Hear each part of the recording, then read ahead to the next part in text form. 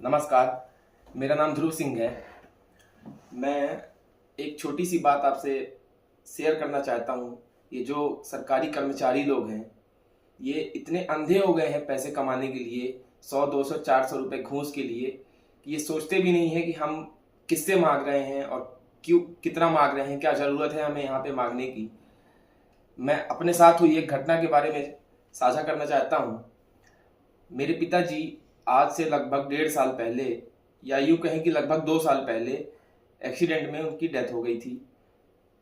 लगभग 30 जून को उनका एक्सीडेंट हुआ, 5 जुलाई को उनकी डेथ हो गई थी।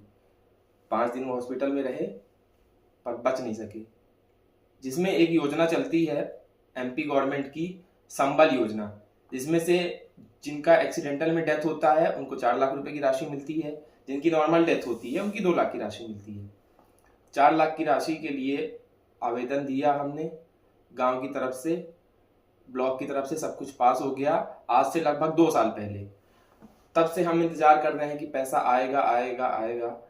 और अभी 10 दिन पहले 28 मार्च को माननीय मुख्यमंत्री जी मोहन यादव जी ने वन क्लिक बटन के माध्यम से लगभग 2 साल इंतजार के बाद 2 साल बाद इन्होंने बटन के थ्रू की पैसा हम वन टाइम पेमेंट सभी आवेदकों के खाते में आ जाएगा।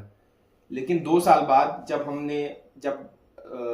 बटन दबाने के बावजूद भी 2-4 दिन जब हमने इंतजार किया, पैसा अभी तक नहीं आया, तो हमने संबंधित विभाग से संपर्क करने की कोशिश की। तो संबंधित विभाग क्या कहते हैं, सोचिए, किसी के, खैर सिर्फ ये मेरी बात नहीं है, ये हर दूसरे इंसान की बात है। किसी के फैमिली में किसी के पिताजी, किसी की माताजी की डेथ हो गई है, और ये योजनाएं सिर्फ उनके सहयोग के लिए, कि चलो वो इंसान वापस तो नहीं आ सकता, थोड़ा बहुत हम सहयोग दे सकते हैं, सरकार की योजनाएं इसलिए चलती हैं। पर वहां पे भी ये अधिकारी, अब उसमें से एक अधिकारी, जब मैंने उससे संपर्क किया कि हमारा पैसा अभी तक नहीं आया है, तो कहते हैं कि आप एलिजिबल नहीं हो। 2 साल बाद ये कहते हैं एलिजिबल नहीं हो, जबकि हम एलिजिबल भी हैं, सब कुछ हमारा पास हो चुका है। उसके बावजूद ये ऐसे तिकड़मबाजी करके, और इनका कहना है कि आप हमको 10,000 रुपए दे दें तो हम आपका, भले एलिजिबल नहीं है आप, हम कहीं से करके आपका हम 4 लाख रुपए अमाउंट करवा देंगे डिपॉजिट, जब तक आप, नहीं तो ऐसे आपका लटकता रहेगा। यही एक ऑप्शन है आपके पास।